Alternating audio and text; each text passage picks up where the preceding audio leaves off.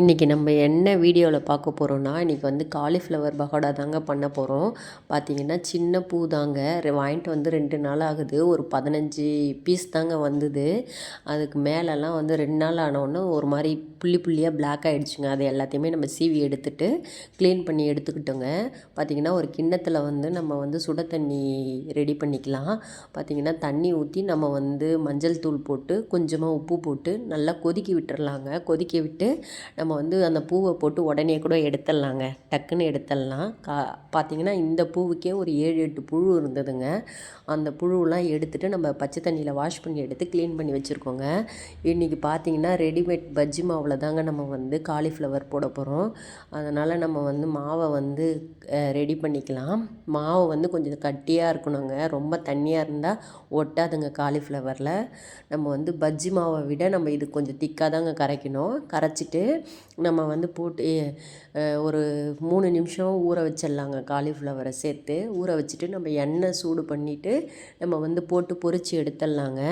பகோடா வந்து ரெடி ஆகிடும். பார்த்திங்கன்னா இந்த பகோடா காலிஃப்ளவர் வந்து யாரெல்லாம் சாப்பிடக்கூடாது அப்படின்னு பார்த்திங்கன்னா, இந்த கரையான்னு சொல்லுவாங்க இல்லையா, அந்த கருப்பு ஒரு மாதிரி படைத்தாமரை அப்படின்னு சொல்லுவாங்க இல்லையா, இந்த தொடக்கிடு இடுகையில் வந்து கருப்பாக வரும், இந்த பெண்ணுறுப்பில் வந்து புண்ணாக வரும், கருப்பாகும். அவங்கெல்லாம் வந்து இதை அறவே ஒழிச்சிடணுங்க. எப்பயுமே இதை சாப்பிடவே கூடாது. நீங்கள் இதை சாப்பிட்டீங்கன்னா என்ன ஆகும்னு பார்த்தீங்கன்னா, உங்களுக்கான பிரச்சனை எப்பயுமே அதிலேருந்து நீங்கள் வெளியே வர முடியாது. அந்த பிரச்சனைலேருந்து வெளியே வரணுன்னா இந்த மாதிரி ஐட்டத்தை விட்டுருங்க. காலிஃப்ளவர், இந்த முட்டை சாப்பிடக்கூடாது, கருவாடு சாப்பிடக்கூடாது. எதெல்லாம் வந்து உடம்பு அரிக்கிற பொருளோ அது எதையுமே நீங்கள் எடுத்துக்கக்கூடாது. அந்த பிரச்சனைக்கு நீங்கள் தீர்வு காண்றீங்க, ஏதோ ஒரு மாத்திரையோ மருந்தோ சாப்பிட்றீங்க அப்படின்னா இந்த பொருளெல்லாம் நீங்கள் வந்து அவாய்ட் பண்ணிவிடுங்க. கத்திரிக்காய், கருவாடு, முட்டை, காலிஃப்ளவரு, சிக்கனு, அப்புறம் வந்து ஒரு சிலருக்கு மீன் கூட ஒத்துக்காது. ஒரு சில மீன் ஒத்துக்கும், ஒரு சில மீன் வந்து ஒத்துக்காது. நீங்கள் சாப்பிடும்போது எப்பயுமே சாப்பாட்டில் கவனம் வச்சு சாப்பிடுங்க.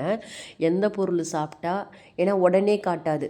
நீங்கள் சாப்பிட்ட மறுநாளோ இல்லைன்னா 2 நாள் கழிச்சோ அந்த மாதிரி காட்டுங்க எந்த பொருள் சாப்பிட்டாலும். அதனால் நீங்கள் வந்து பார்த்து உங்களுடைய உடம்புல வந்து என்ன எஃபெக்ட் ஆகுதுன்னு பாருங்கள். ஒரு சிலருக்கு வந்து தடிமனாக ஆகிடுங்க, இந்த கொசு கடித்து அப்படியே செவச்சவன்னு ஆகிடும். அந்த மாதிரி வந்து ஒரு சிலருக்கு வந்து முட்டிங்கள் ஆகும், கால் முட்டி, கை முட்டி, இந்த எங்கெங்கெல்லாம் வந்து அந்த முட்டிங்க வந்து தெரியுதோ அந்த இடம்லாம் வந்து நல்லா அதிகமாக வந்து ரவுண்டாக அந்த அப்படியே ஏதோ ஒரு பூச்சி கடித்த மாதிரி ஆகிடுங்க. அந்த இடம் மட்டும் அரிக்கும்.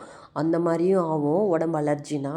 இந்த மாதிரி கரையான் வந்து இருக்கிறவங்களுக்கு வந்து உடம்பு அரிப்பு எடுத்துக்கோங்க. அந்த ரணம் வந்து ஆறாது. அதனால் நீங்கள் வந்து எந்த அளவுக்கு வந்து முடியுதோ அந்த அளவுக்கு வந்து சாப்பாட்டில் கண்ட்ரோல் பண்ணுங்கள். பார்த்திங்கன்னா நீங்கள் எப்பயுமே வந்து நல்லா இருப்பீங்க. உங்களுக்கு எந்த பொருள் ஆகலையோ அது கடைசி வரைக்கும் சாப்பிடாதீங்க. நீங்கள் வந்து சாப்பாட்டை சாப்பிடும் போது இன்றைக்கி என்ன சாப்பிட்டோம், ஏது சாப்பிட்டோன்றதை நினைவில் வச்சு சாப்பிடுங்க. அது வந்து 2 நாள் கழித்து உங்களுக்கு என்ன எஃபெக்ட் கொடுக்குதுன்னு பாருங்கள். அது உடம்புக்கு ஏற்றுக்குச்சுன்னா அந்த பொருளை வந்து நீங்கள் சேர்த்துக்கோங்க. இல்லைன்னா ஏதோ ஒரு அலர்ஜி காட்டுச்சுன்னா அந்த பொருளை வந்து நீங்கள் தவிர்த்துடுங்க. இது ரொம்ப முக்கியமானதுங்க. இது வந்து உடம்பு அலர்ஜி இருக்கிறவங்க அத்தனை பேருமே வந்து தெரிஞ்சுக்க வேண்டிய விஷயம். இந்த மாதிரி இருந்ததுன்னா உங்களுக்கு எப்பவுமே எதுவுமே செட் ஆகாதுங்க. ஒரு சிலருக்கு நான்வெஜ்ஜே செட் ஆகாது. அவங்களுக்கு அது தெரியாமையே சாப்பிட்டுட்டு இருப்பாங்க. அது பின்னாடி என்னென்னமோ ப்ராப்ளத்தை எடுத்துன்னு வந்து விட்டுருங்க. பார்த்து உஷாராக இருங்க. எப்பயுமே நல்லது என்னவோ அது வந்து உங்கள் உடம்புக்கு என்ன ஏற்றுக்குதோ அதை சாப்பிடுங்க. ஓகேங்களா? எப்பயுமே நம்மளுக்கு சேராத ஒரு பொருளை வந்து நம்ம உடம்புல வந்து நம்ம சேர்த்துக்கக்கூடாது. அது நமக்கும் நல்லதில்லை, நம்ம உடம்புக்கும் நல்லதில்லை. நம்ம உடம்பு வந்து ஆல்ரெடி எல்லாமே நம்மக்கிட்ட பேசுங்க. அதை நம்ம கவனிக்கணும். எது நம்மளுக்கு ஒத்துக்கலையோ அதுக்கான எஃபெக்டை காட்டும். நீங்கள் அதுக்கேற்ற மாதிரி சாப்பிட்டுட்டு பத்திரமா இருங்க. இந்த வீடியோ பிடிச்சிருந்தா லைக் பண்ணுங்கள், ஷேர் பண்ணுங்கள், கமெண்ட் பண்ணுங்கள். உங்கள் ரோஷக்காரி சேனலை